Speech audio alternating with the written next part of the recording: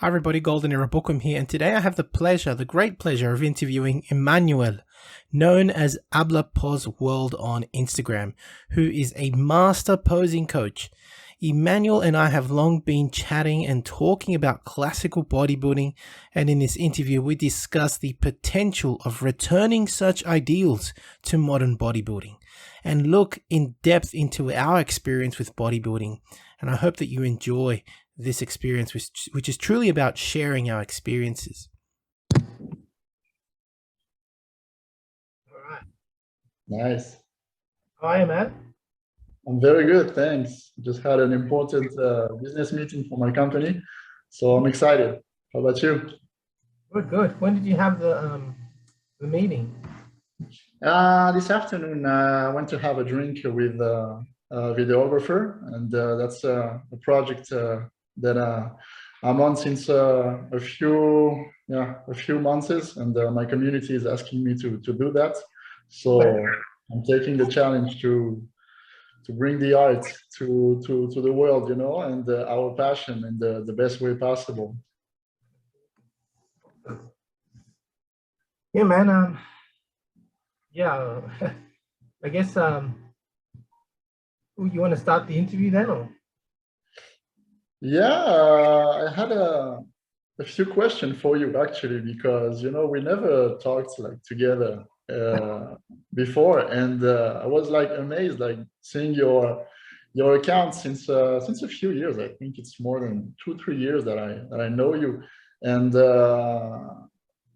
I was like, wow, this guy is really living the life. Like you're really passionate, and everything that you do like really resonates like with me, because you really taking it back to the roots, you know, like you're doing it in the old-fashioned way. And I was checking out your stories, and you know, like the training principles, the identity of your brand. That nice t-shirt, by the way. I really like the t-shirts. Yeah, Golden Era Bookworm. With a famous guy that we all know, the shape. So yeah. I really loved it, and I had a question for you. How do you combine? Because I believe that you are like a scientist and journalist at the same time, combining the two. Yes. Yeah. How do you combine like the family life with this bodybuilding lifestyle? Because for me, it's fascinating as a single man. Yeah. Look, it just requires. No one's ever really asked me that. It requires focus, right? Focus on what you're doing at the present time. I think I've developed that ability to be very structured, very prioritizing on my tasks, and not letting excuses get in the way of things. So when it comes to me being present with my family, like literally just then, I know it's the weekend, I'm more flexible on the weekend. If my kids say, let's go outside and play, or my wife says, let's do this or whatever, I just drop everything, work, all of it. Like just then I was going to start working on something, and my daughter goes, Daddy, I want to do a workout with you. I want to do the Rachel McLeish workout. Imagine that, my daughter, 10 years old, saying Rachel 10 years old. Wow. How many kids do you have? We got two. Two. Congratulations. Daddy, I want to do the Rachel McLeish workout. Yeah, all right, let's do it together.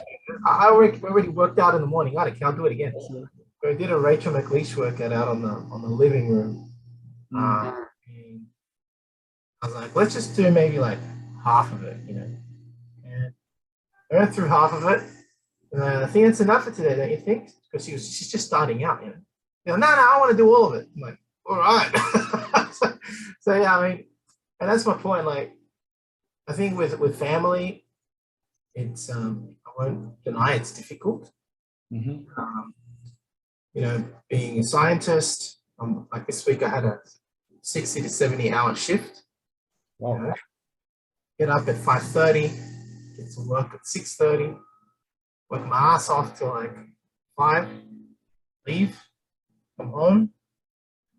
either sneak in a workout during my lunch break or like 20, 30 minutes downstairs in the gym. I'm with my family. When I'm with my family, it's hard. I mean, I literally take every second of the day that I have. While I'm having breakfast, I'll be doing my emails or editing a video. Especially when I'm on the public transport, I'm always doing my work for YouTube videos. For YouTube, yeah. Watching TV, or kind of like kids want to go, oh, let's watch a comedy, all right. And, I get into it and I'm at the same time like doing a little bit of work, but I'm being with my family. So, you have to just be flexible. You have to be also accountable to yourself. Nobody else is going to be accountable except you. So it's up to, that's what I tell myself. It's up to me. Even though it's the weekend, I got up at 6:30 in the morning and I pulled a 2-hour workout while the kids are sleeping in and my wife is sleeping. Why? Because I want to do it. Because that's my goal. And knocking that out, not being lazy on the weekend, is already putting me in an advantage because that frees up my time and my head. I don't have to do that during the day. It's part of your lifestyle. It's part of your lifestyle. Yes, it's like building like a set routine and be like focused and to execute it. Like at the beginning, like a machine, but then it becomes like a lifestyle. It's like brushing your teeth before you go to bed. You cannot be not doing it, So it's it's part of your life. So I think that now you have like your routine and you found your pace and your rhythm. That's very good. I have my routine, like my wife knows my routine, my kids know. But I usually work during the day in the hospital, then work on the bus and public transport on my videos. Come home, I'm with the family, with the children, cooking or whatever I have to do, entertaining them. When they're in bed, I give myself a certain time to do more work or upload a video if I've done it. And then, even then, at about 9 o'clock, I say no more. I have a time where I just unwind. I listen to music. I don't even watch TV. I just open my beautiful books and I start to read. And I learn and then I fall asleep. Yeah, and talking about the books, I had a question. Like, when did you start this golden era bookworm thing? Because it's like an encyclopedia watching your YouTube channel. That's amazing. I get asked that again and again. And I can't find that magazine that started it all. It's here somewhere. It's driving me mad. Just give me a second. I'll see. Yes. I really like that Milon de Croton statue that you have. I was watching a documentary about him like a few days ago. Very, very interesting. I think we're going to talk about that old school, very, very ancient, if we can say so, approach with physical culture.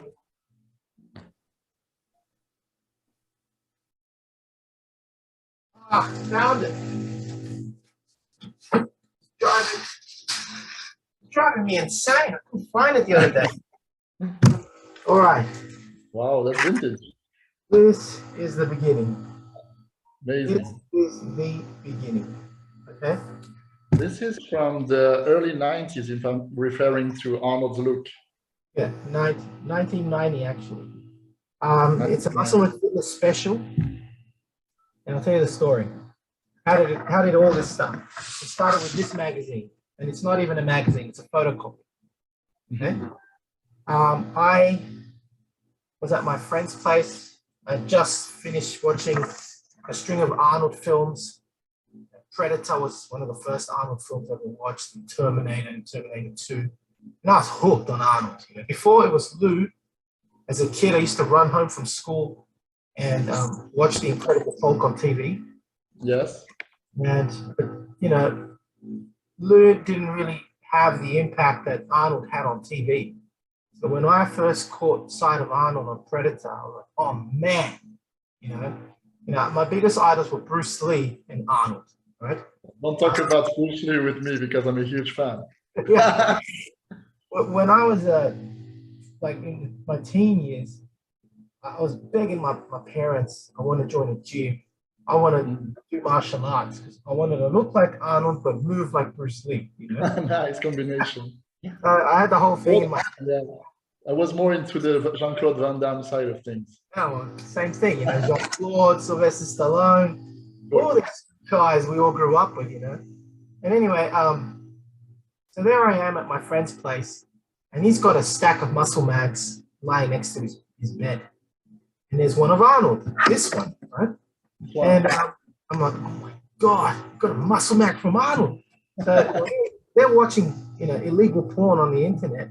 I'm scrolling through, you know, Arnold talks about chest development and that's hypnotic. That's hypnotic. Vintage stuff, like there's John Balik's photo of building a wide back and all these awesome photos of Arnold.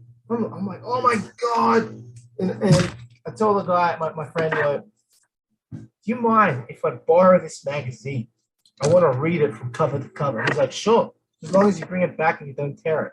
I'm all right.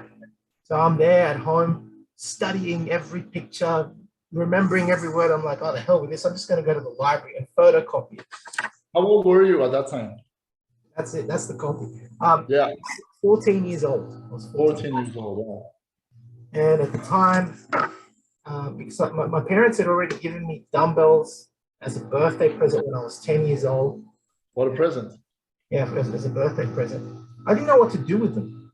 And I was like 10 years old. It was late 80s. And I started bodybuilding, but not doing what the hell I was what I was doing. I had no idea. When I saw this, I was like, finally, I know what to do, you know?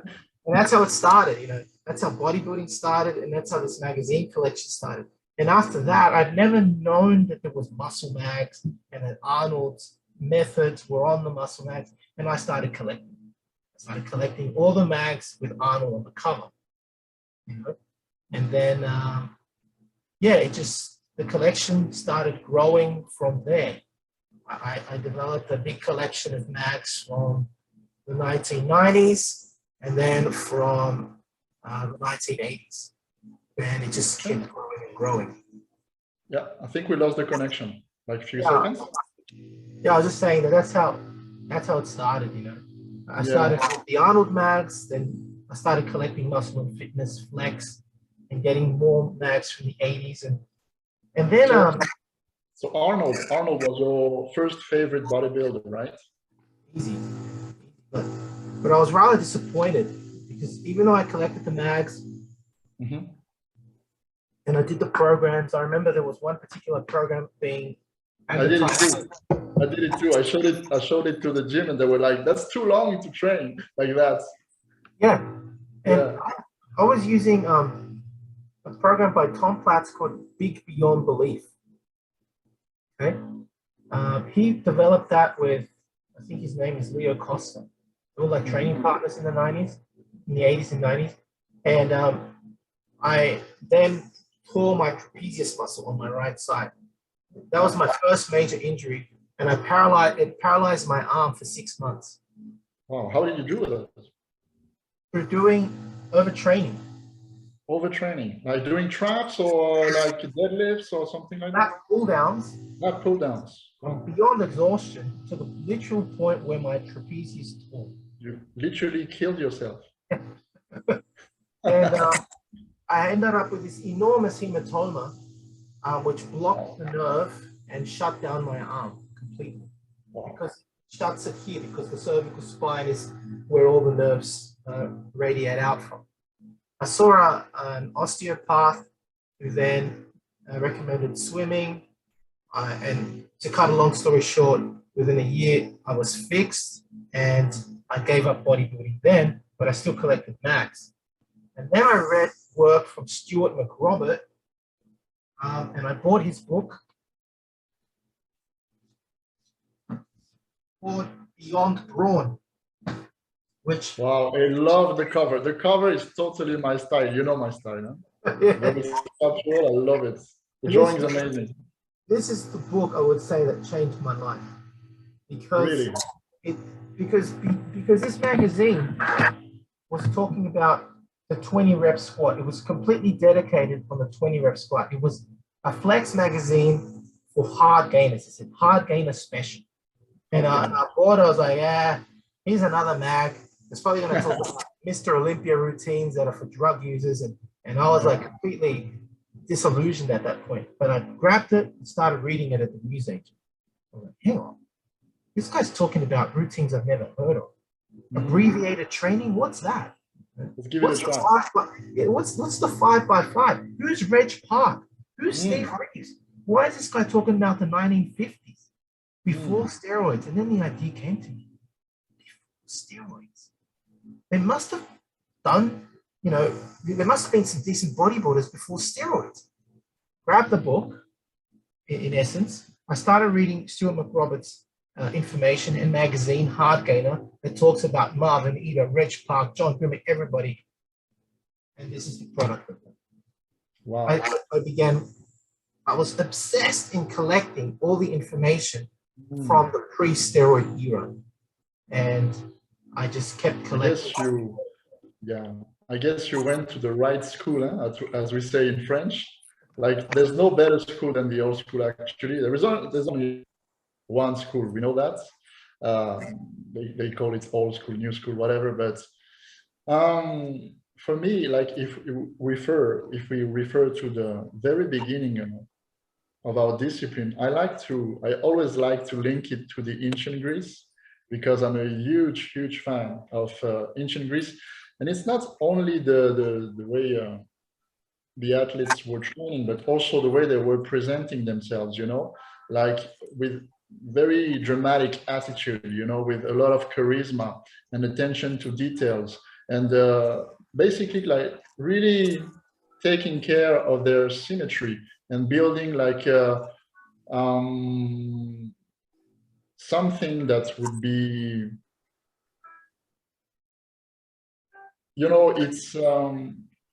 c'est intemporel, comme on dit en français. Je sais pas comment tu dis en anglais.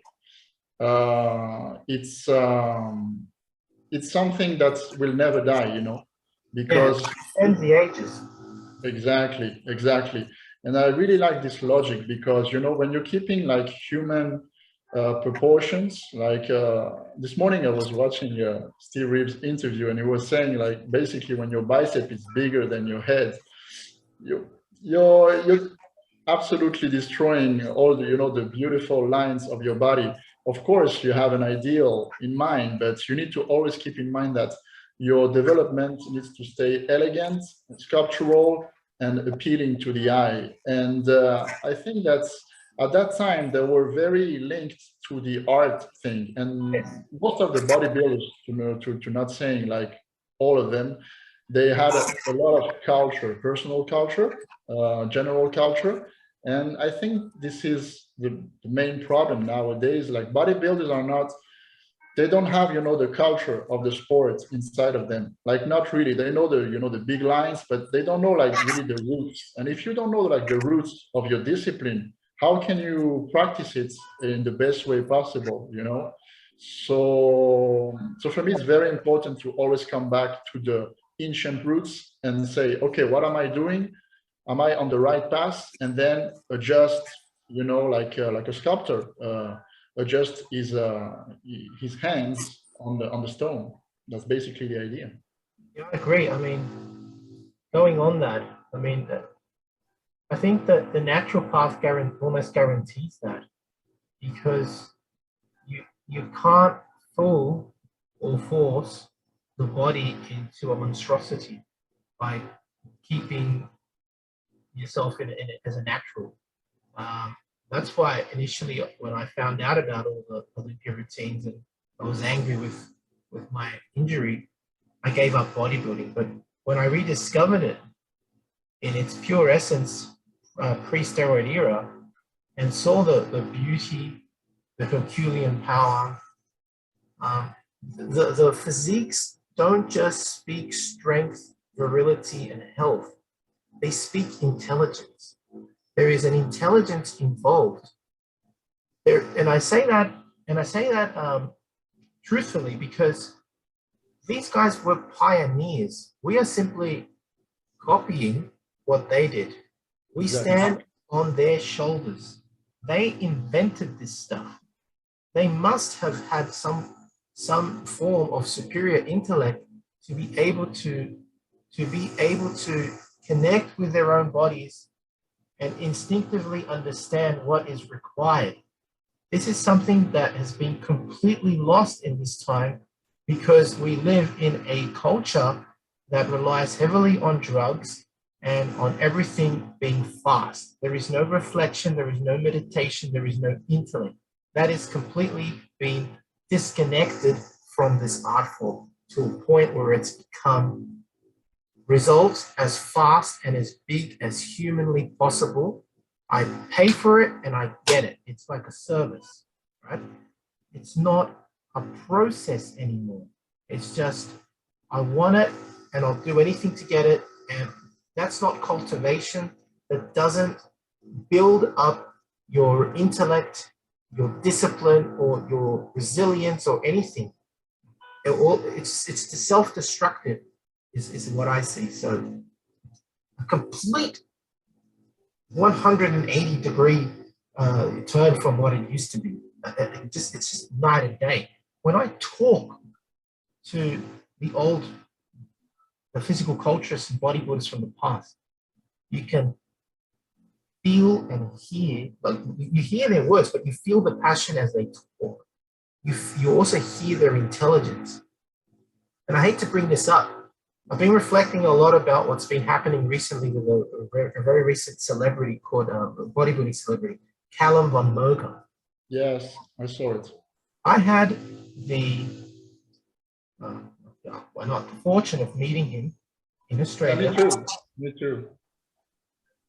And I've never talked about this. Got a photo with him. It was 2015 or 14, and he was just starting to become famous. Right?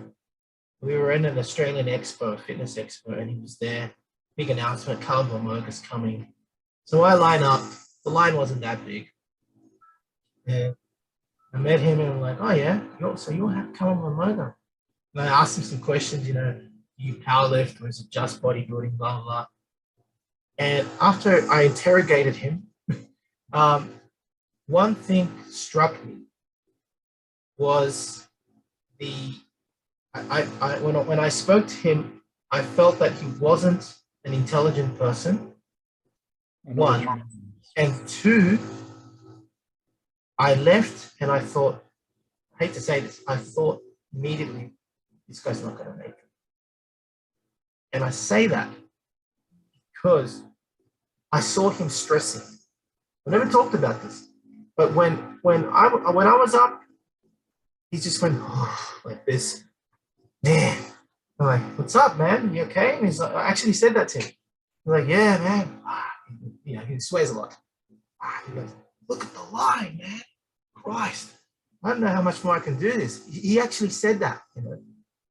I felt that was rather, how to put it, not a smart thing to do in front of your fans. It was not a class act? Sorry, it's not a class thing. It was not a class act to you? No, but it's also not very structured of a person who can compose themselves. I immediately realized that he couldn't compose himself under pressure. Whereas if it was Arnold, he could have 1,000 people around him and he'd be in control of the situation. You see my point? And that's what I got from him. And I thought, he is this big kid, because I'm way older than him. He's got all this potential. He's got the whole world, bodybuilding world, his fans back then, right? Millions of people following him, and everybody is seeing him like a new Arnold, and this kid can't take it. And that's why I thought as I left, this poor kid, man, he's not going to make it. And I hate to say it, but it's all falling apart for him now. And that goes back to the drug culture. They want everything so fast. They don't, I hate to say it, but they don't really earn it. These guys work their ass off, no doubt about it. But it's still synthetic. It's still synthetic. It is not like before where you really had to work for every inch of muscle and everything you did was purely natural. not like that anymore. And yeah, and also like the training principles, like if you watch Steve Reeves and other bodybuilders from the old school era programs, they were training like more than 2 hours a day. And, you know, it was, they call it overtraining now, but I think it's like laziness because, you know, at that time, you know, they were not as advanced with the science and everything, but they were experimenting and expressing themselves through the dumbbells, the barbells, the weights, the you know, the workouts, the nutrition, the posing and everything. And I really, really love this approach, you know, because it's instinctive, you know, and I believe that bodybuilding needs less science and more art, more honesty. Because when you're more like honest and really respecting your discipline, and I totally get what you said about Calvin. Maybe it was not respecting our discipline as we would love to, because this is a very ancient discipline. And if you want to really respect it, you need to go back to the roots, see the principles, talk to the pioneers, and at least give them respect with the way you're living that dream and the way you respect your body. Because I was very shocked and very sad when I saw this Steve's interview. He was saying at 60 years old that people, that was shocking, like people were ignoring him when he was like 60 years old. The guy wanted to reprint his book, and I don't know, something like that, and people were just ignoring him because, you know, the big guys and all the money involved in the industry. And I think it's very, very disrespectful because, like you say, those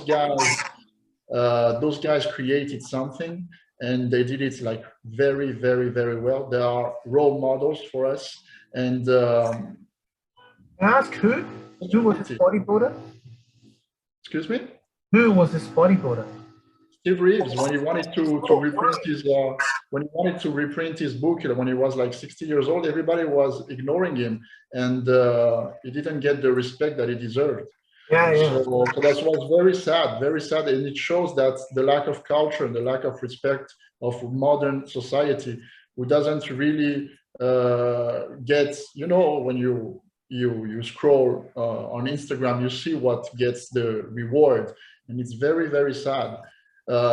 So I think it's also a change of society, a change of behavior, a change of education that leads to the situation where we are now, because people are, you know, blaming the athletes and everything. Of course, the athletes are executing what they want to execute, but I think that the judges are also the ones to be blamed because they rewarded those kind of looks.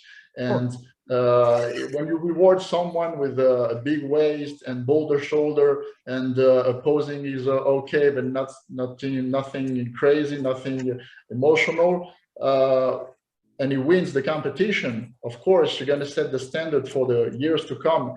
And the guy battling for the title is going to do exactly the same thing or even worse to beat him. So that's, like we say in French, a snake that bite his own tail, you know. So that's a vicious circle.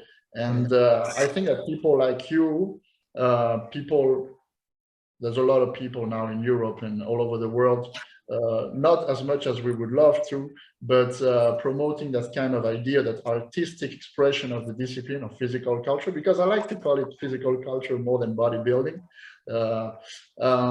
We need to continue that quest and to make sure that we band together, we are united, and we express that beautiful message with love, with poetry, and showing people that it should be about beauty, about grace, about elegance, and not about aggressivity, about overdone, mass physique, and link back everything to art. That's for me the core of our discipline. If you take back the art from the pyramid, everything collapses.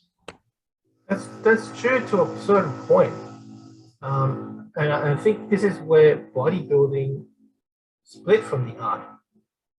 One can't also, I mean, I personally can't I put it, argue against the want for size and strength, because it is it has to do with society's influence on what masculinity is nowadays. Masculinity is either named as toxic, but at the same time, we are expected to have this, I don't know, mega masculinity in the form of ridiculously sized muscles. You know, you see what I mean? Like, Yeah. And when you think about it, the true titans of the natural era came after the war, the Second World War. And there is one behind you. Exactly. Milon de Croton, the black one. It was the first titan. Well, Exactly. that's actually not. I don't know if that's Milo, but that's a Mr. Universe trophy, I believe from the late 70s or early 80s, and that's actually Hercules. Beautiful.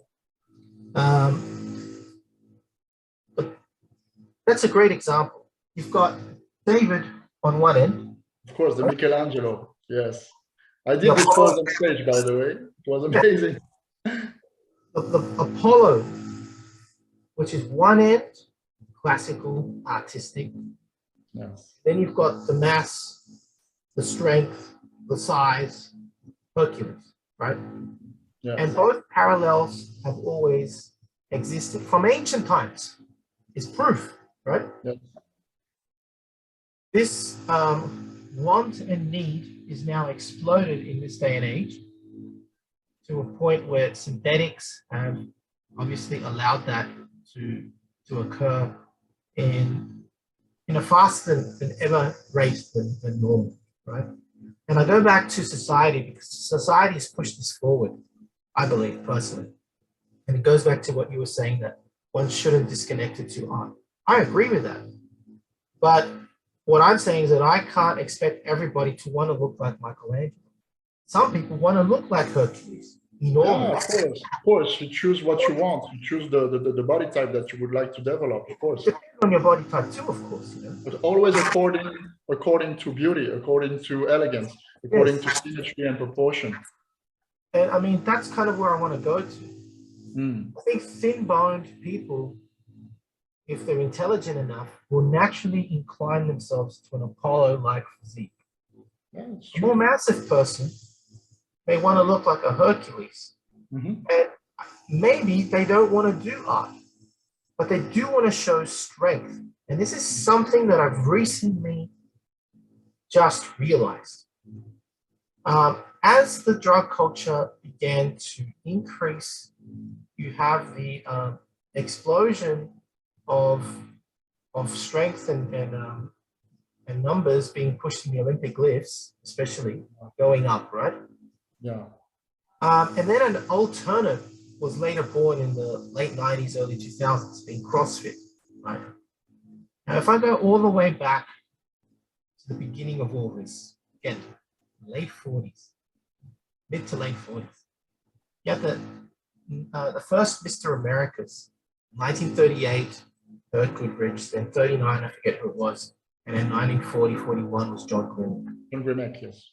In these initial competitions, you had all of those factors within the competition. You had the physique, you had the artistic posing, but you also had the demonstration of functional strength. I read a book recently called, I think it's by David Chapman, a bodybuilding historian. Fortunately, I have it right here on my desk.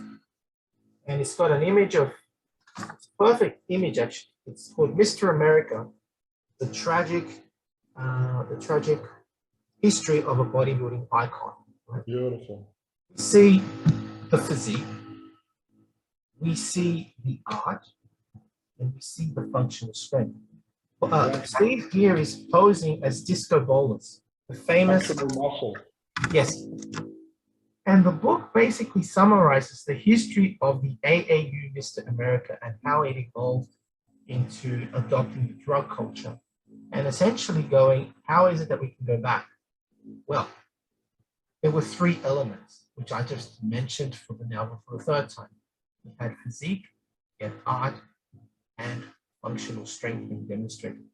And the moment when a lot of bodybuilders who were going to the IFBB and splitting from the AAU because they were miscontent with the decisions of the AAU, for example, some less muscular guy being chosen as the Mr. America as opposed to Harold Poole or Sergio Oliva, right? Who were just monsters, muscular monsters, right?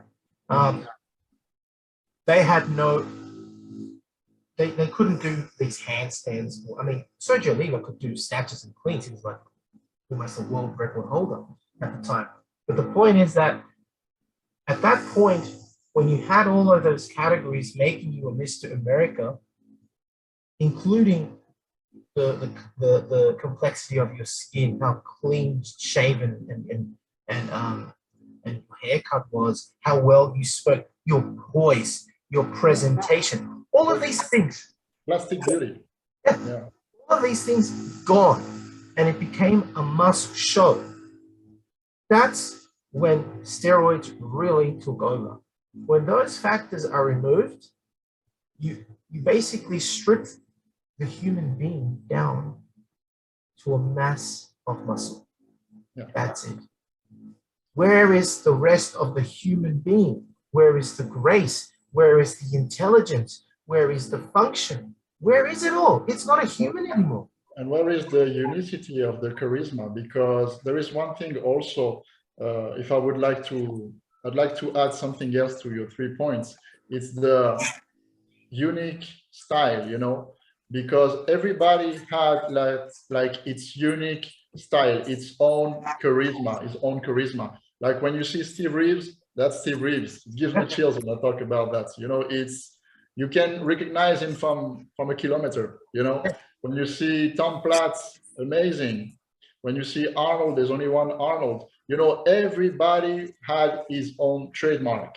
And it was fascinating because it was like, you can really like become a fan of the discipline because you have different personalities. You know, it's like collecting dolls, you know, when we were kids. It's like the same thing, you know, and you choose, like you said, the body that you like more of a Hercules, more like, we would say that Wedge Park and people like Tom Platz, Arnold were more in the Hercules side of things, and Frank Zane, Steve Reeves, John Grimek, and so on, more in the Apollon side of things.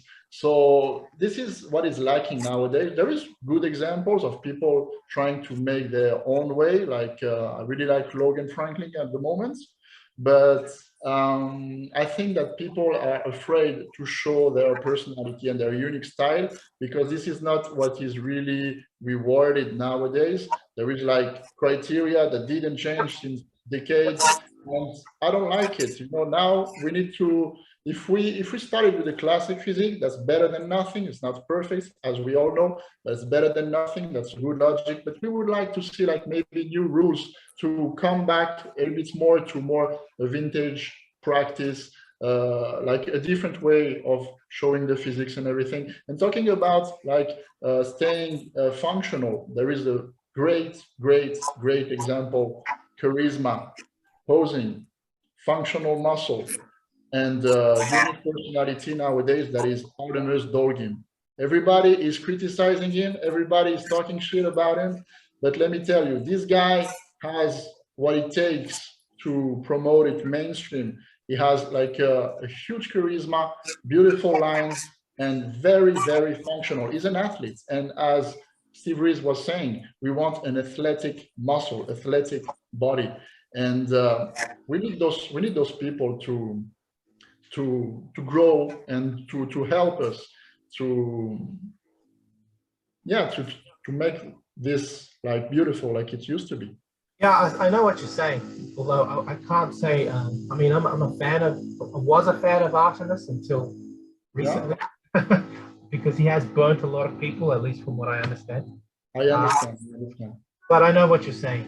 It's that kind of character that we do need. We Yes. need people like that are willing to go out there, express themselves, and say, screw the establishment. I'm going to do And my own. Joel, that you interviewed like few months ago, Joel Kellett from Australia.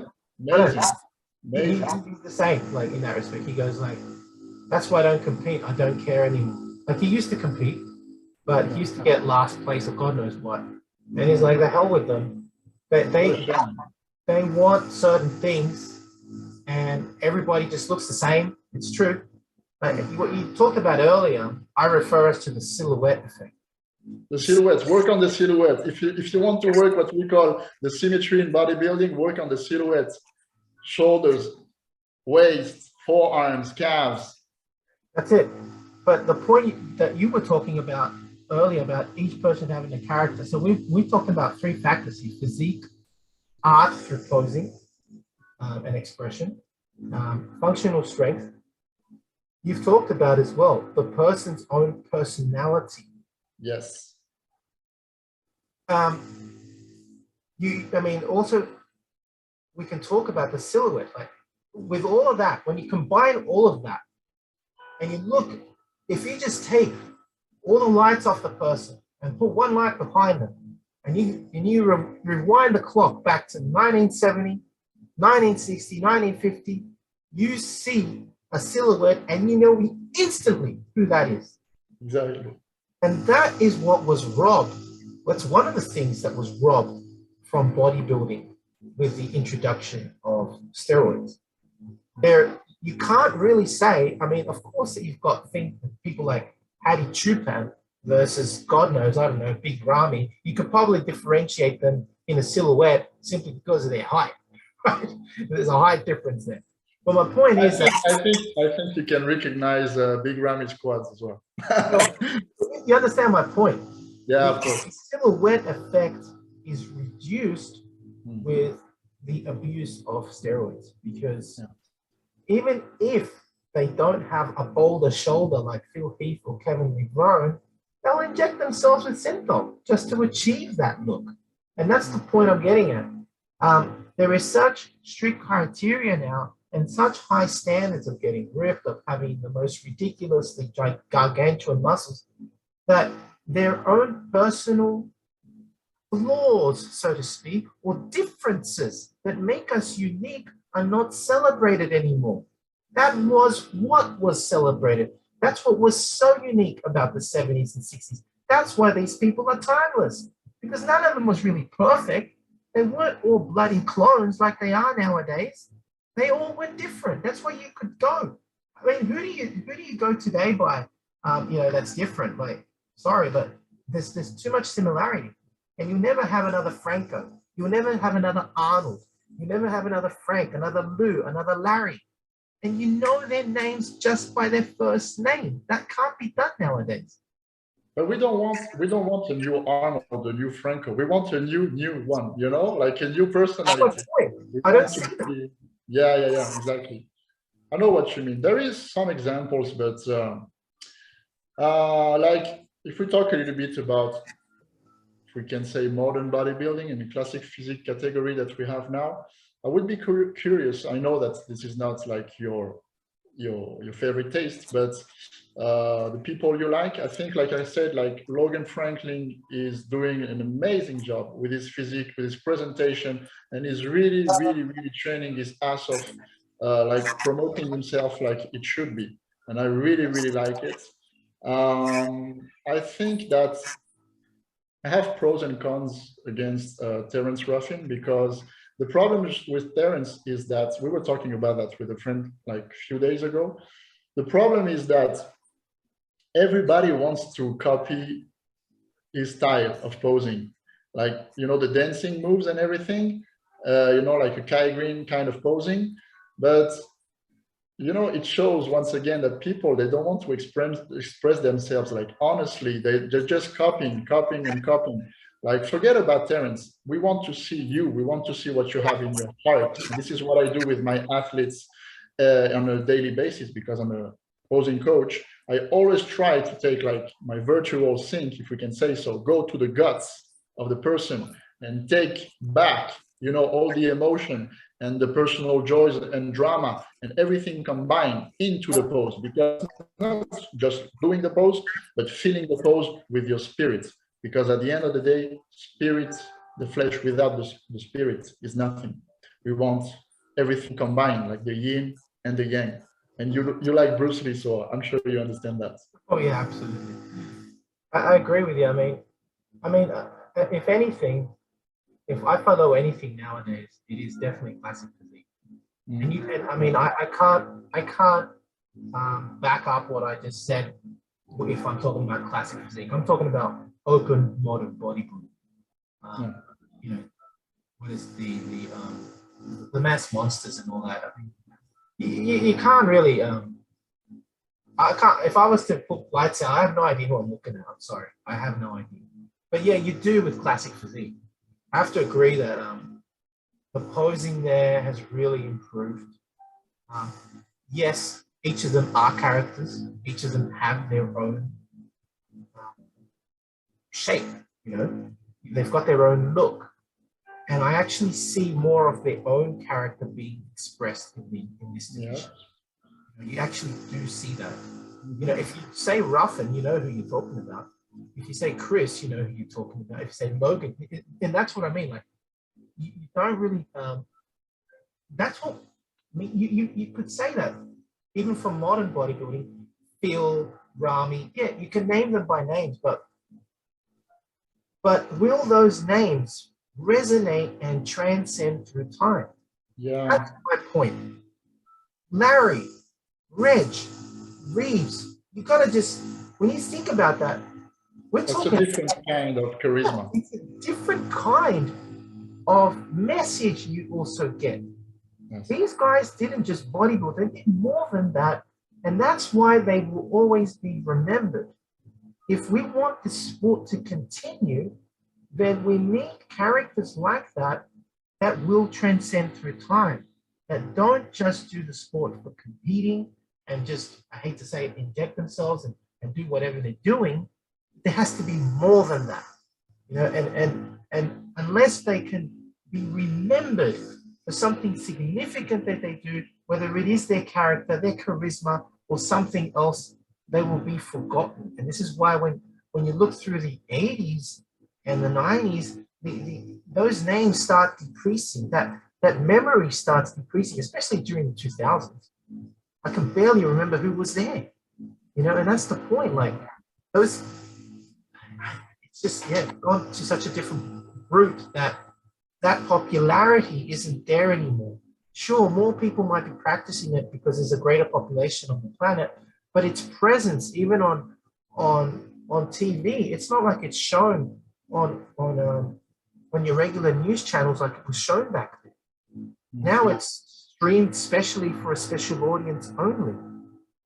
You know what is a great indicator as well, and that's why I love working with women in bodybuilding, because they have a different kind of logic in the way they're seeing the things and everything, and they are more into quality than the men.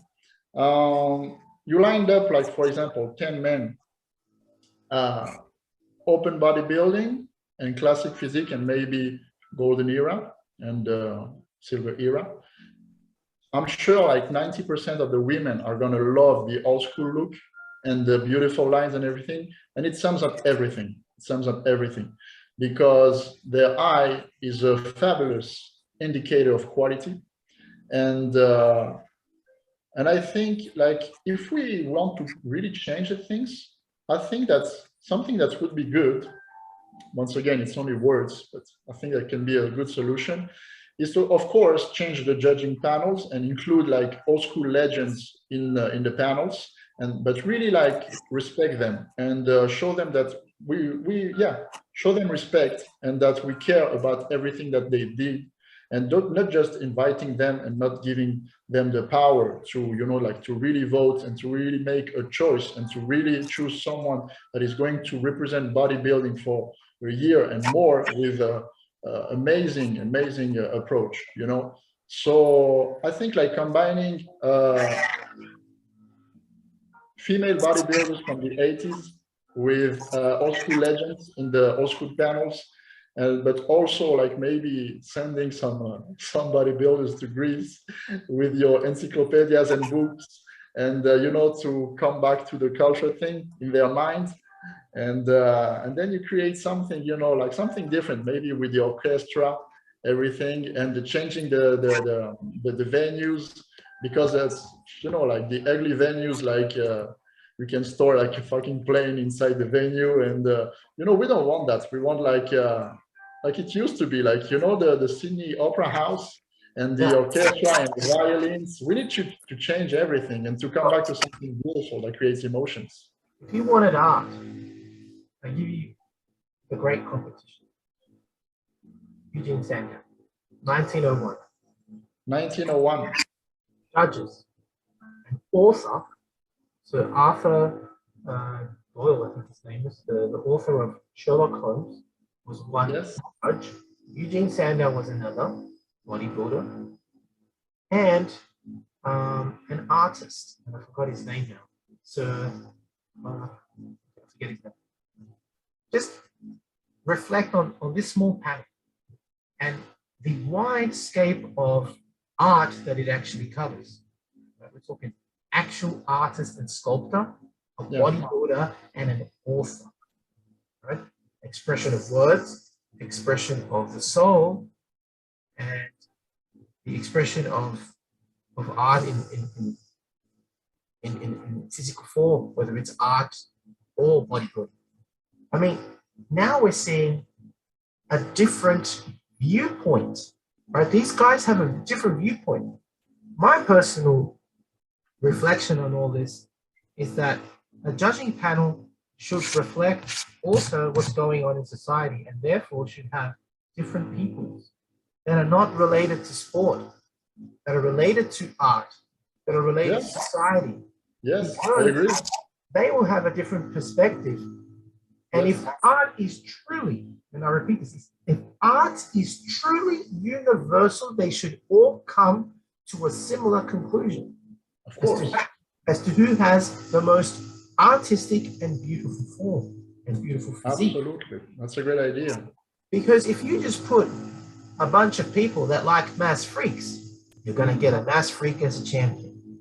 But if you put one of them in a group of 10, and on one end you've got a professor, on another end you've got a fitness instructor, here you've got a female ballet dancer, believe me, you're going to get a more different selection. I agree. Of a physique that is worth of holding such a title. I agree. That's what was done back then. That's what, when you read, like I read the judging panels of the competitions because I've got all that in my books. These were the champions, these were the judges, blah, blah, blah, of this, blah, blah, blah, professor of that. And I'm like, oh my God. We don't have that anymore. Yes. Like, even when Arnold and Frank Zane gave an exhibition in, I think it was in New York, during the promotion of I love this moment with turning tables and posing. It was amazing. They went to the Smithsonian Institute of Art. When does that happen now? They were hanging out with what's his name, the famous artist. I forget his name too. You know. I forget the name. You know the name. You know, with the glasses and the blonde hair. It's on the tip of Andy Warhol. That's it. I mean, and you had professors there, you had musicians, you had actors, and all kinds of people that assembled for art. It was an art exhibition. Yes. Why isn't that done nowadays? Why don't you have artists in the judging panel? They are starting to understand that the young people, because I've traveled a lot. I've been talking with some youngsters, and I always ask, what do you guys like? What do you guys prefer? And the tendency now, the trend is more like they want to come back to beautiful lines, chiseled abdominals and everything. So it's totally the logic of the classic physique category and everything. So they changed it, they switched it. We're in 2015, I believe, with this category. And I think that we need to give them a bit more time. But if we want to really make like drastic changes and really show it like it used to be, maybe even better, we need to maybe imagine new rules and imagine new venues and create like a true show. Like you go to bodybuilding show, it's amazing. Like you have fun. You see like beautiful sculptures, and it's like it creates an emotion. If it doesn't create an emotion and you're just looking bunch of people with muscles, it's not really interesting. We want to be emotion, but what we see. And for me, this is everything that I like. Like really having a show in front of my eye. Yeah, well, that's what they used to be. Yeah. I mean, when you look at the shows as how they were back then, yeah, hand balancing acts and acrobatics, and yeah, comedy, and God knows what else they do. But of course, the physique shows have changed nowadays, and compared to then. But there are certain elements which I've already addressed and you've already addressed that I believe should be reincorporated, because that would bring it back to its original art form. And if those things are then selected, obviously the athletes will start going towards that direction. Maybe one day we'll be in the judging panel, the new one. Yeah. Save a seat next to you for me. That would be great. But I've actually considered joining a judging panel in Europe. I was actually kind of half invited. But it involves a lot of travel, and I basically concluded that if I was a single man, I would have done it. I would have joined the judging panels of basically I was asked by certain people in the IFBB to join, to register and join, because they like what I do. Haven't talked about that yet, but I said, look, it's too much work for me. I've already got my family. This is only me doing this as a hobby. If I had nothing else to do, sure. I'd love to travel and a little bit of extra cash on the side as a judge and have a true positive influence on bodybuilding by actually being a judge. But unfortunately, at this point, I can't do that. I understand, but I have to congratulate you once again and really thank you for all the amazing work that you're doing, because it's going to stay in the history, those YouTube videos and everything that you've done. It's beautiful. I mean, when I'm watching it, it's entertaining, it's historical, it gives you like really nice, images in your mind of what was happening at that time. And for us in our heart, it's very like, it's beautiful. We love to see it. So I really encourage you to keep on doing your thing, even with your family, because you are one of the people who are promoting what we want in the world concerning that discipline. I hope so. And equally, I say the same to you. I mean, when your Instagram was recommended to me, I had no idea who you were. And I realized you had such influence on so many bodybuilders that I already had known about. And I really started paying attention to your own message. I think when I read your book, which is absolutely brilliant, by the way, anyone that's watching this, if you haven't bought Hablapoz's book yet, do it. Actually, yeah, it's not available anymore in the actual book version, but you can get it in a digital version now. Yes. But that lasts with you forever if it's digital. So, and I just wanted to say, like, when I see your posts, the message that you try and give is always very profound. It's deep, and it's supposed to be, because I know that's what you're trying to achieve. And through your book, it's you've written it in a way that it's easy for people to not just begin incorporating art, but it is a tool for them to truly begin to express themselves. which is what is so desperately needed nowadays in this sport/art form. But again, I say to everybody watching this, get that book. I don't care if it's PDF or printed or whatever. Get it. You're not going to regret it, because I think that if you're doing this particular discipline without practicing the artistic part of it, you're going to miss out. And really, by doing it, by practicing, I mean, this is one of the things that I just released a video today on. I've been asked a million times, can you please talk about the exact Bronze Era discipline of bodybuilding? And a lot of people think it was just bodybuilding. Wrong. No. Two major parts of it. One was the bodybuilding. The second is muscle control, the practice of literally learning to flex individual muscles, which is the progenitor to posing, right? And there were hundreds of books back then on muscle control. It was a discipline in itself, which is now, again, people don't think like that. And I think that by you reintroducing books on muscle control, on posing, on expressing yourself in an artistic and elegant and intelligent fashion, brings back many of those factors which we just talked about that have been stripped from the sport. So again, everybody, get the book.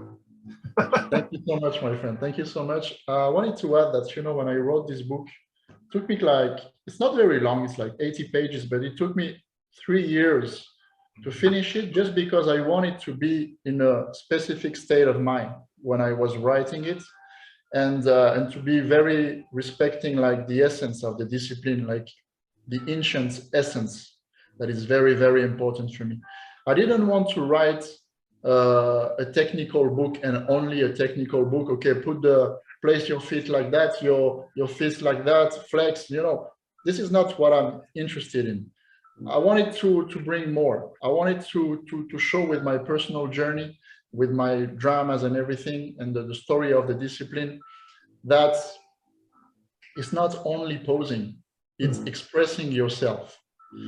It's bringing to the table all of your journey with your body, with your flesh.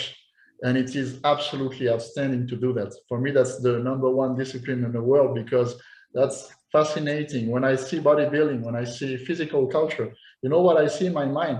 I see a beautiful, handsome Greek guy on white stones, with posing in a marvelous way, with the olive trees, with the smell, with the all the way to the 60s, 70s. And for me, this is the core of physical culture, and this is what I wanted to express throughout my book. And to show that to people, that also it's not only for competitors. You can also practice posing for so many good things, like for improving your posture, like doing as a form of meditation, because I have a lot of athletes that are doing it just for lifestyle, to express themselves. It's like doing yoga, It's also excellent for your core. It's also excellent for your stamina. And it's a beautiful way of expressing yourself. So all these combining, I think it's beautiful discipline to discover if you don't know about it. And if you know about it, and if you are competing, I think it's always good to come back to the roots, come back to the essence of the discipline, document yourself, increase your general culture, and then come back to your practice with all those ideas in your mind, but also in your heart. And then your sculpture will be different. Absolutely. One of the things that I loved about the book was how you literally allow the person to set their mind for the practice by suggesting certain music to be heard whilst reading the book. That invitation alone allows the person to begin to open themselves up, because music itself is an art form and it allows creativity. And that's the point that I'm trying to make. And I don't want to necessarily spoil your book by saying that, Oh, you can. You can. This is things that I think a lot of people don't understand, which is why I like your book so much. I've never read a book that tells you to play music while you're reading it. Thank To you. invite creativity, to invite inquisition and thought and creativity, which is repressed nowadays. Because I didn't want to read to write a book. I wanted to create an experience. Exactly, that's what it is. Yes, and I think that this is what we want to see in front of our eyes. You know, we want to see, we want to feel an experience when we go to a bodybuilding show. You know, not just watching like flesh. It's a human in front of you, and it's expressing itself in an artistic way. So that's very important to me. Yes, to link everything also to music, because as we say in French, la musique adoucit les mœurs. If we can traduce it, we can say that maybe the music releases the heart and your soul, you know, and allows it to express. So I believe when you're posing, if you're using the music, it will also help you, because, you know, I've worked with a lot of big guys, you know, they're full of tension and they want to flex really, really hard and everything. But then suddenly, when you work with them with classical music, they tend to release a little bit more softness, a little bit more charisma, honesty in their expression, and everything is coming together in a very different way. So I believe that the music, and I'm sure you can listen a little bit. I'm listening to jazz at the moment. There's always jazz at home, actually. I think that's very, very important, because music, you know, some people are making like a war between arts. No, why don't we combine the arts together and make like something like that is one, you know, the flesh, the sound, the expression, the heart, the brain, everything combined, all those arts, all those beautiful things that we love that have been created by God, we combine it together and we deliver in a very graceful way. Yeah, I mean, that's the point, isn't it? That's what was done, and now it's not that way. And yeah, I mean, I can't stand watching shows for that reason. They put hip hop and God knows what. Yeah. That's just like, sorry. It's very sad. Yes. Yeah, it's just, yeah, that doesn't go. I've got nothing to say, because it doesn't. Literally, I have nothing to say, because it doesn't motivate or inspire anything for me to say. That's the point. I don't get anything from it when I compare it to music, like classical music. If I see someone posing the classical, that's different.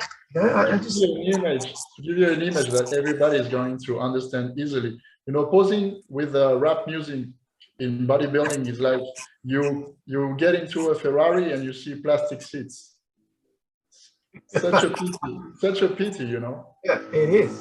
It's a package, you know. You have to respect the whole thing and bring all together like perfectly. Yeah, I think it's not dramatic enough. You're seeing something spectacular, even if it is drug enhanced. It is wowing. So why not use dramatic music, dramatic lighting? You know, make it a dramatic experience. At least, if we can't change anything, change that, so that it at least becomes something that is more appreciated. That's part of the element that made it popular in the 70s and 60s and 80s, because here was a new art form being presented to the world. You know, that went down the toilet. And you know what I hate also is seeing all the advertising and sponsors on stage. Like you see the protein brands and everything. Why don't you put like a beautiful curtain with a violin, you know, and everything next to it? It would be amazing. It would be beautiful. Why not? Yeah, you know, like Adamus was saying that, you know, it's also a matter of taste. You know, if you don't have good taste in your practice, but also in the way you're judging, everything collapses. It's a matter of taste. Like you just said it, like a great idea would be forget any kind of bloody modern music and just start putting real orchestras in, real orchestras, to have a completely different experience. Completely. That's already going to change everything. and come back to the Sydney Opera House like in 1980 with the Untitled. That's the thing, like, you know, we talk about the Sydney Opera House, the Scala Theatre, the Royal Albert Hall, where the great concert was held. Look at these venues, the Smithsonian, for God's sake, what happened? I mean, you know, now it's held at some arena, God knows where. I know. With flooded lights and where's the class? Where's the class? Lack of education, lack of class, lack of taste, lack of culture, general culture, lack of respect for the discipline, lack of a lot of things, to be honest, lack of everything. But yeah, it was very nice to know a bit more about you. And I wanted to ask you also about the science, because I know that you're a scientist, and we've been talking about the instinctive approach of bodybuilding that we used to have a few decades ago.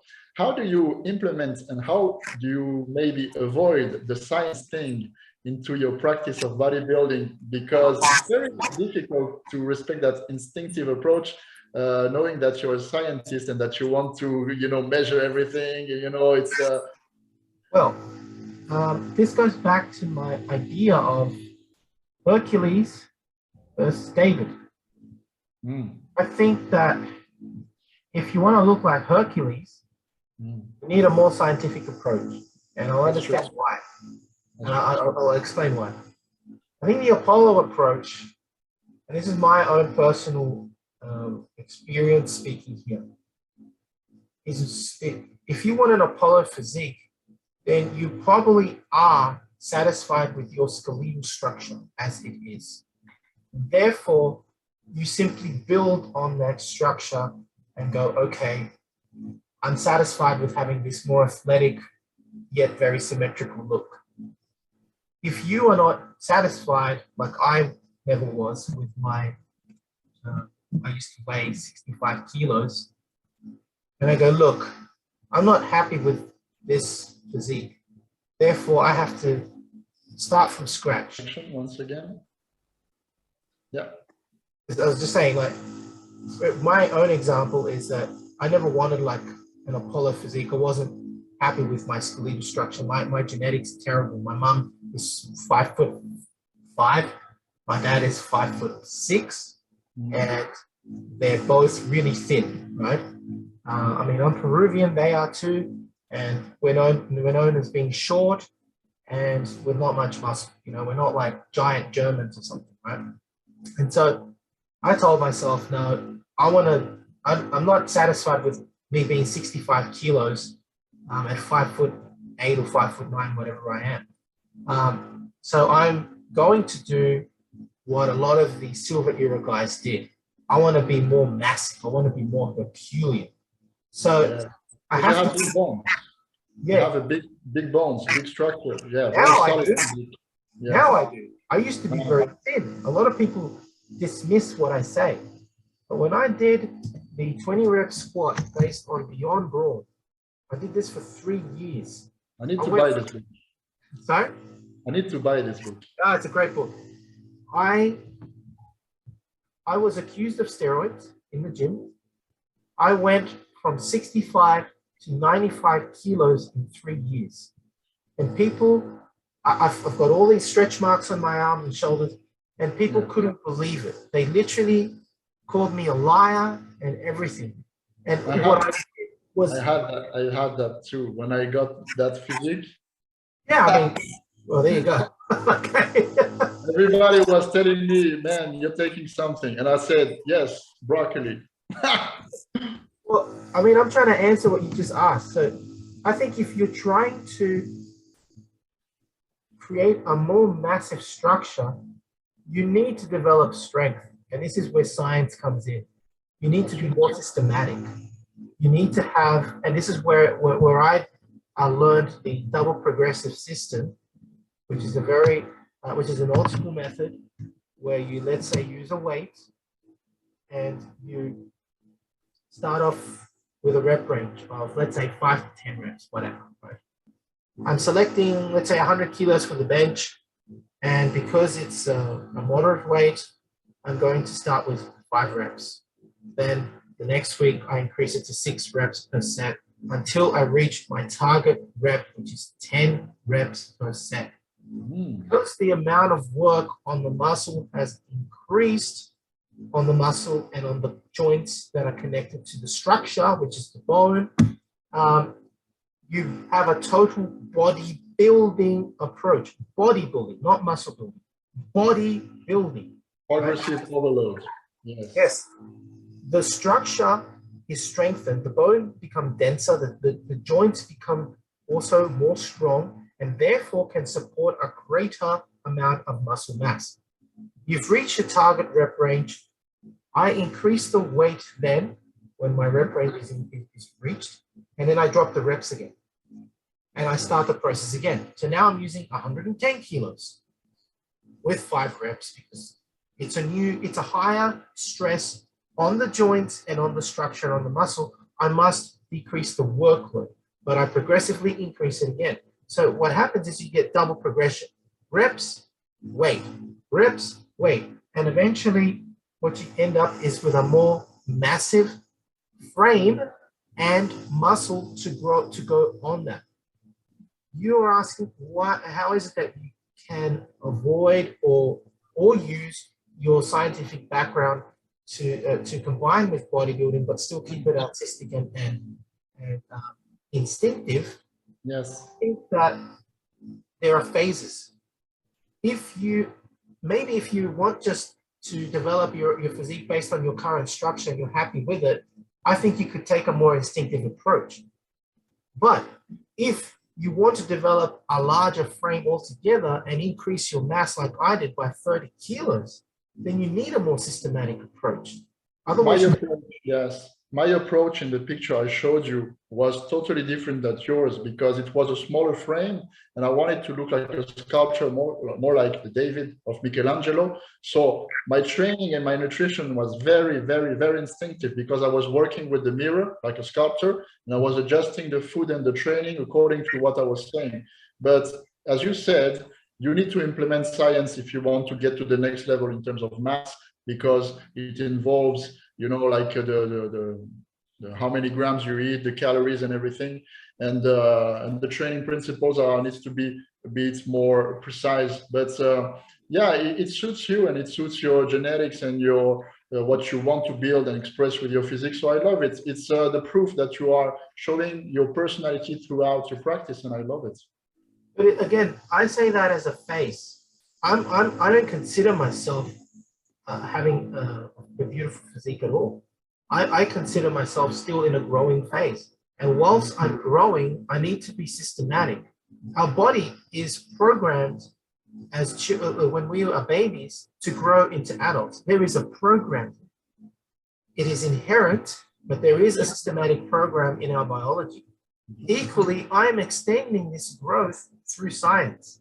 Once I reach the mass or the stone size that I'm happy with, then I begin to use my instinct and go, okay, this is what I can work with now. Now my expression comes through. Now my art comes through because I am satisfied with my size. Now I want to trim the waist, and now I work with the mirror. You see? I'm excited to see the results. It's not there yet. I'm probably going to work on building for another 2 or 3 years. And I still need to be extremely scientific. Beautiful. But I'll give you an example. A great example of this is Herziogak on Instagram. Yes. You know Herziogak, Axel. Axel is a friend of mine. I was about to talk about him. Incredible physique, very Hercules-like. Herculean, exactly. So we talk a lot and we share a lot of ideas about our principles. He's influenced mine. He's told me I've influenced his as well. And he has we were just discussing yesterday. He was talking about whether he looks like Reeves. And I said, forget Reeves, man. Forget Reeves. You passed Reeves. And anyway, your bone structure is not like Reeves. You're more like a Park. You're more like a Bill Pearl. You look more like a Mensa. You got this thick frame, this dense muscle. And I mean, when you just stand, you're like a freaking goddamn marble statue. You're just amazing, right? Natural and brutally strong. And this is the point, like he's also used science to get there. Now he combines his original systematic form with his own expression, his own want, his own need. For example, now he's focusing on arms. So he just does what he wants. You know, he's got that physique to work with, and now he's gone to more of an instinctive like training. That is what I see myself as in another 5 years. Yeah. But you know what? You picked up an amazing example, but because I wanted to show some respect and to put some light, to put a spot on some individuals that I see in Europe, and Axel Ersoviak is one of them, because it's not only a bunch of muscle, you know, he's expressing, sorry for my English, I'm French. He's expressing himself in a very artistic way, in the way he's posing as well, because he won also a posing award, I believe. And well, we've been talking together and sharing about the artistic side of things, because he has that sensibility. And also, to have that sensibility, you need to also accept something that is very difficult for some men, is to accept your feminine part. Because when you accept your feminine part, you can also express more vulnerability, more sensibility, more art. And that's why sometimes when you like art, they say, oh, you're homosexual. No, I'm not. I'm just expressing my feminine part a little bit more than you. And it's a yin and a yang. When you're a man, of course, you're a man, but you need to combine those two ideas. And I think that Axel is a wonderful proof, wonderful example of that. And there is Axel, there is also my friend Jordan Beloun. I don't know if you know him. Beautiful. I will send you his profile. There is Justin Wanning, the Prometheus Project. Absolutely outstanding. And it gives me chills when I talk about him, because he's amazing example. In a more natural lines, but beautiful logic in the way she practiced her bodybuilding. It's Thais. She's from Switzerland, Quadriceratops. She's very artistic in her posing. There is many examples. Pete Hartwig, another level in Australia. Joel, yeah, so many people. And I love Artemis. I have to quote back Artemis because I love him. Yeah, I mean, as a physique, I can't floor him, you know. Yes. And yeah, I mean, all those other names you mentioned, it's something that I do with my clients. Is they ask me sometimes, you know, what is naturally possible, and I point them to these Instagram channels without hesitation, and then they come back to me and go, God, I can't believe what I'm seeing. And I'm like, you know, to me, it's important to know, do you believe that they're natural? Absolutely. Like most of them show their 10 years plus. Quality of the skin. If you see the quality of the skin and the real depth that is not overpowering everything, you understand. All of that. Like, and I tell them, why do you think they're natural? Well, anyone can see this. Anyone with human eyes that has experienced a good couple of decades on this planet can understand the difference between something that looks synthetic and something that is natural. They just look healthy. They all have their own character. They look healthy. They are healthy. They are happy. This is something that is missing. They are happy. They are not depressed. They are vital. They are expressive, even when they are just relaxed. It's amazing. Right. Yes, it's like this light is resonating from them. This beautiful masculinity, this wonderful expression of what it is to have maximum energy and life and strength in you. I love these characters, and I use them always as examples to my clients. Man, that's a beautiful conversation that we have today. I was so so happy to listen to your words, and that's fascinating to me. Thank you for existing. Thank you. I mean, I think this is great. You know, I've talked about talking to Axel as well on the channel, but we've actually talked more recently about getting together and doing some workouts. You need to invite him. You need to invite him on your channel. He's an amazing Yeah, I example. know. It's just I invite a lot of people and I don't follow up. It's just my fault. My also extreme. I'm sure it'll come. I'm sure it'll come. It'll come eventually. Yeah, I mean these are great examples. I have absolutely no doubt that more examples like these will come now that people have gone from. We see the awful extreme and the consequences of going to such extremes. And people are now starting to go, okay, I don't want that for me. I want something else. I want something that truly speaks health and fitness, because let's be honest, the shroud of health and fitness of these physiques is falling really quickly, and everybody is realizing what true fitness is and what a facade. That extreme level of expression of this art is really like, I mean, when I saw a video recently of Cedric McMillan. He made a poem. Yeah. Have you heard the poem that he wrote? I didn't, but I met him in Australia. Yeah, I met him too in Australia. He wrote a poem, and I highly recommend you look it up. And I'm not surprised if it makes you cry, because it almost made me cry. It's almost going to make me cry just talking about it now. Cedric is a beautiful person, and I hate what happened to him, because I'm a father. I know what he was going through, the pressures of a father and that was his discipline. That's all he had, and because of the powers that be, I blame them for what had happened to him. But if you hear his poem, it speaks volumes of the truth. He says, bodybuilding, you make me so beautiful on the outside, but you kill me on the inside. His words. And it is just heartbreaking to hear that from a professional. And those words should resonate to everybody in the community. Here we have a high-profile bodybuilder who was literally begging in his words, in his own expression, because he was very expressive, about the irony of bodybuilding nowadays. And basically all these people that do that, I hate to say it, but for many of them, their days are numbered. It has to change. Otherwise, these beautiful souls will keep dying, and it's just terrible. The industry is killing people, literally. We have the example of Cedric, Dallas McCarver as well, and so many other young people, relatively young people. I mean, dying at 42, 44 years old, something like that for Cedric.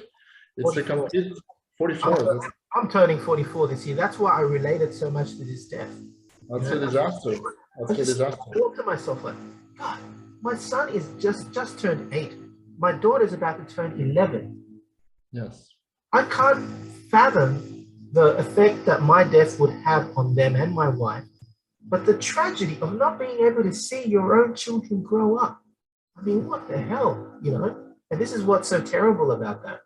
It's just one example, of course, but I think, these deaths, these very recent and frequent deaths, are waking people up and causing this new wave of athletes that wish to go back to a more healthier approach. Yes. And this is why I said earlier, I hope and I do believe that we are going to see a new wave of such characters, of the ones we just talked about, in a positive way. And I hope that these eventually, have such massive followings, because this is what is needed. When we have more people going, the hell with the establishment, I'm going to do what I think is right, because it's healthy, and I want to have longevity, and I want to express myself and truly represent what bodybuilding should be like, healthy and making me vital and happy and having a positive influence on the world. Then I think more people are going to end up following that, hopefully, in the future. Yeah, hopefully. But, I do believe there is only one truth, and I believe that we are in the bright side of things. And this is our job, to not say mission of life throughout what we do, what you do, what I do, what Axel do, and what Axel does, and everything, to express this message to our communities and to bring more people to this very logic, because it's beautiful, it's healthy, and it's an amazing journey to live, you know, because seeing yourself in the mirror and playing like that with like flesh and respecting the material that God has given to you in a beautiful way, it's amazing, and everybody should it would be a pity, you know, to die and not. There is a saying like that coming from ancient Greece. It is a Yeah, pity yeah, for yeah. a man to have lived and to have never known the beauty and strength of his own physique. Something like that. Absolutely. Sums up everything. It's true. But from a great philosopher. And I mean, this philosopher was talking about bodybuilding God knows how many centuries ago. And it's the biggest truth there is in the world, you know. I have a question. I have a question for you. If you can get into a time machine and spend 3 days in an era, what would it be? Which one? You said 3 days. 3 days, yes. I would split those 3 days up. Ah, nice. Nice. And then see, I would spend a day with, and I'll spend a day with Eugene Sandow and Professor Attila. So in Professor Attila's class while he's teaching Eugene Sandow. That's one day. Wow. 2, I would spend the day, it's going to be a tough one. Yeah, okay. Now I can cover all of them by saying it. I will stay a day with Steve Reeves. And one day in South Africa, on the day Reg Park trains with Arnold in his home. Oh yeah, with the pool and everything. Amazing. What a fantastic choice. Well done, well done. For me, it would be like one day, obviously, you know, in ancient Greece with,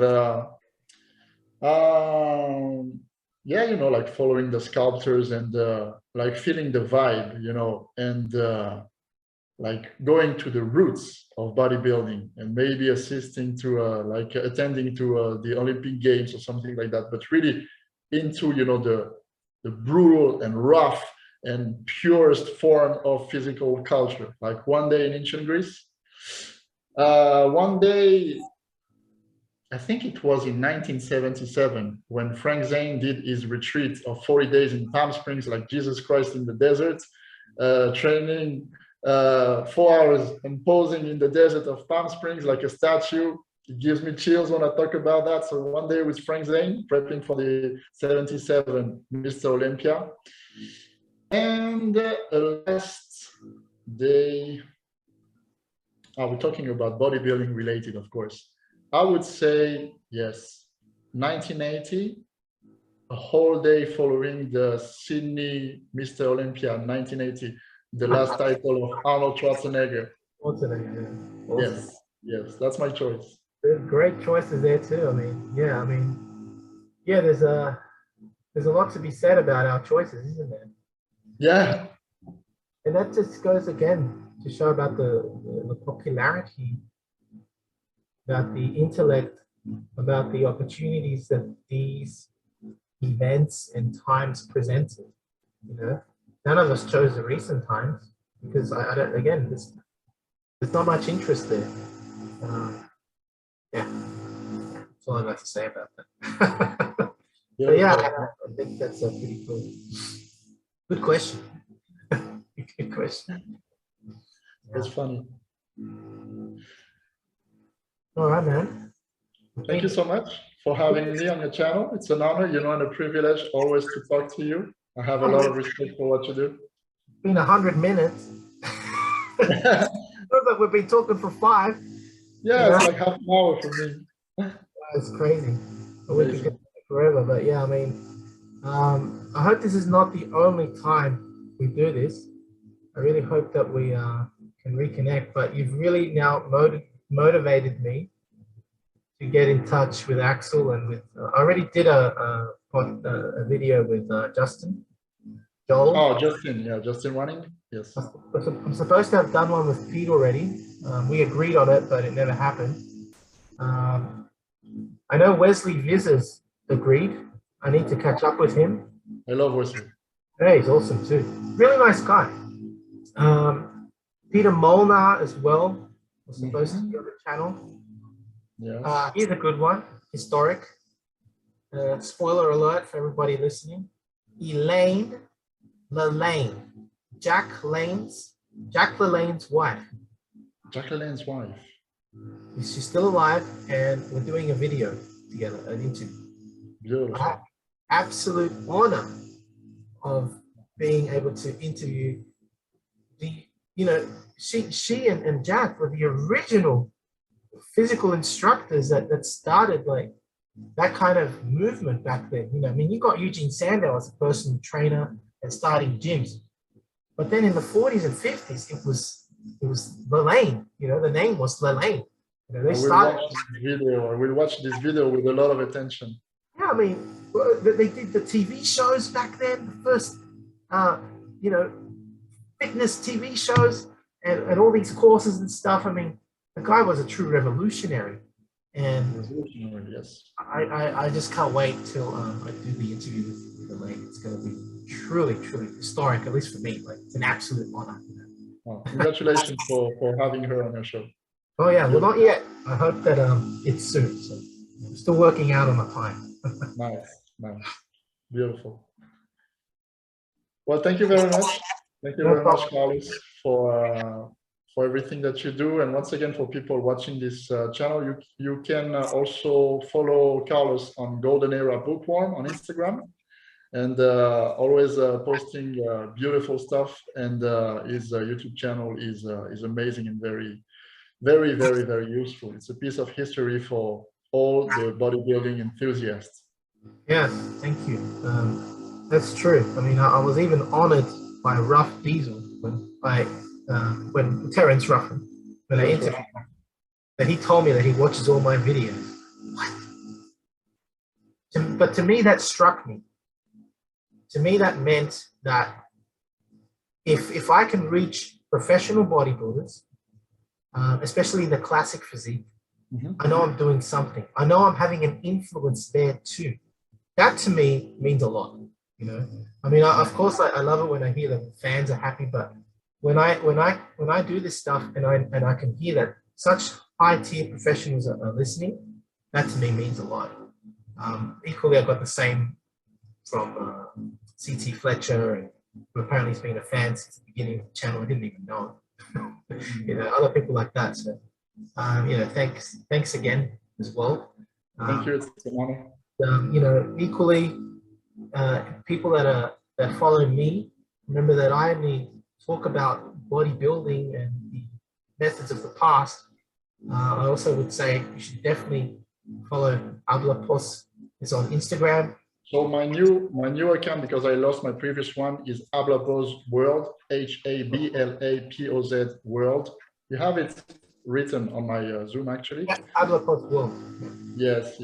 And you can write me a message, and I will more than happy to share with you my passion. And maybe if you want to get my ebook, it will be a pleasure for me to pass that knowledge to you. Of course, he's also a posing coach. It's very important. I think as athletes progress, it doesn't matter how high you think you are.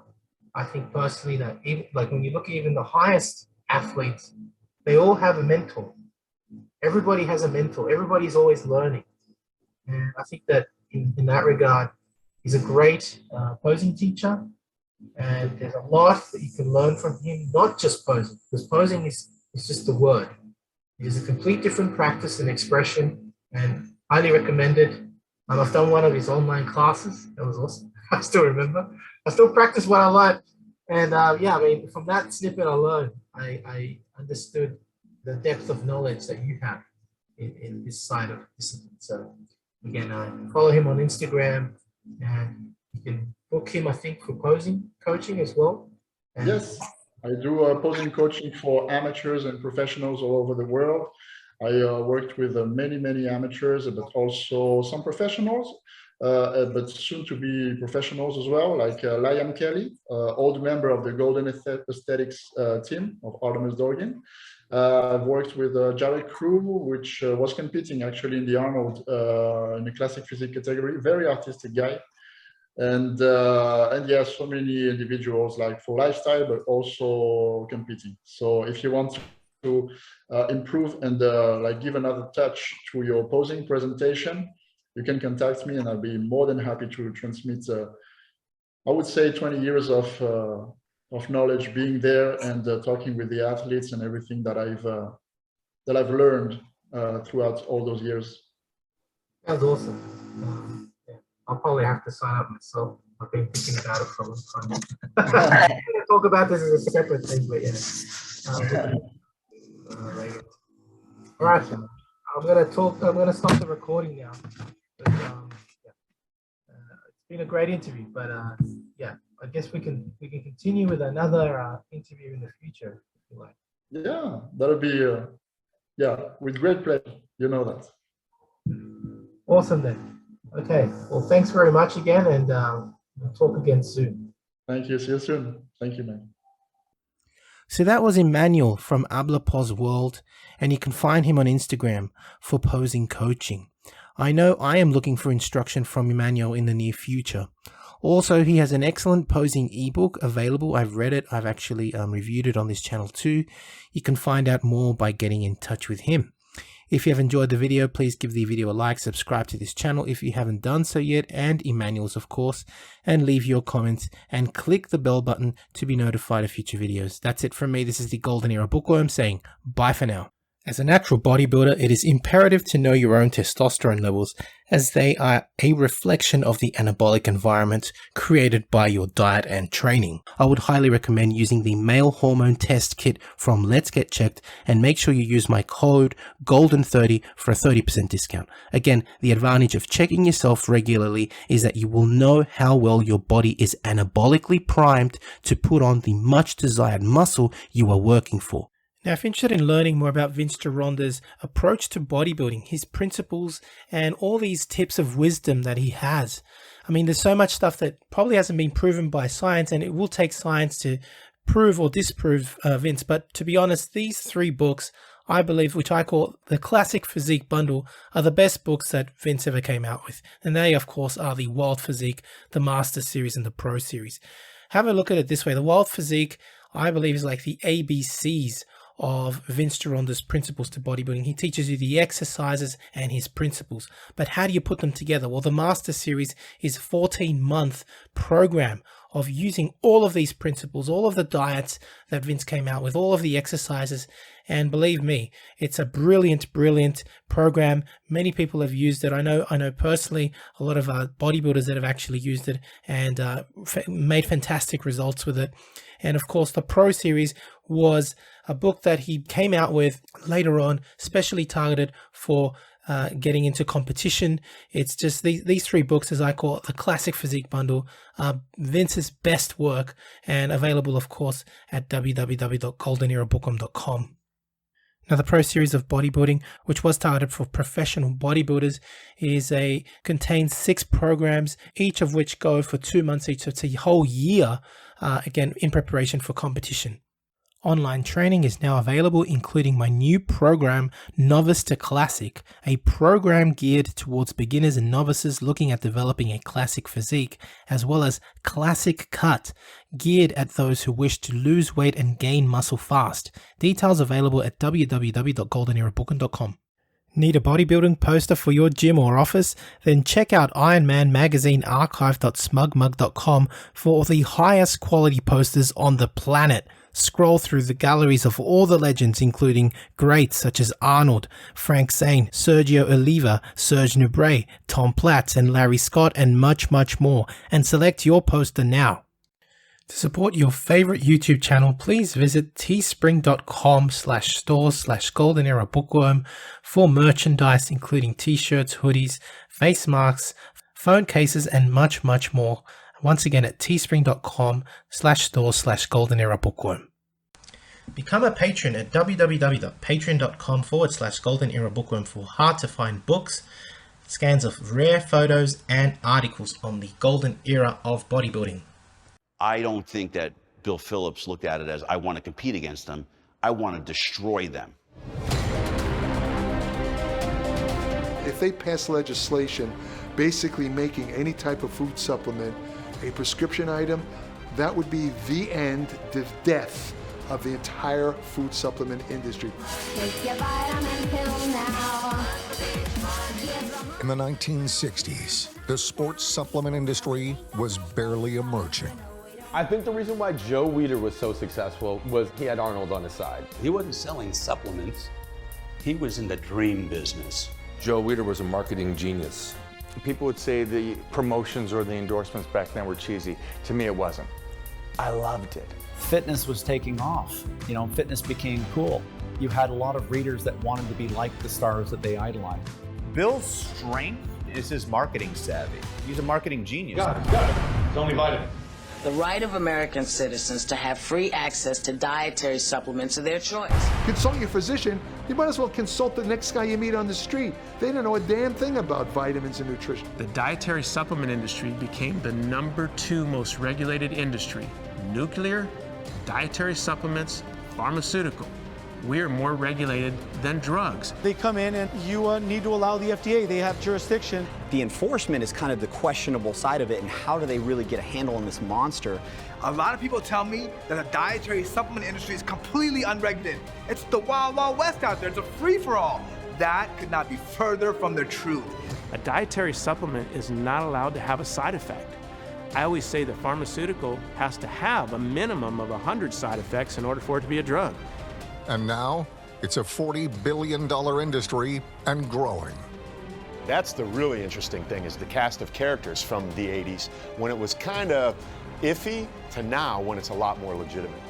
They made it sound cutting edge, revolutionary, and different, and I want that. That's cool. We are in this industry to improve our health. It's not just a vanity project here. We're working on our lifeline. We eat a certain way to improve our health. We train a certain way to improve our health. Supplements are just that. They supplement your work, your graft, your nutrition. They demonize dietary supplements, but they say all you need is real food. Well, what's a real food? They pump you up and get you hard, stronger, faster, bigger. Doc, I want to take this weight gain. I want to take this pre-workout.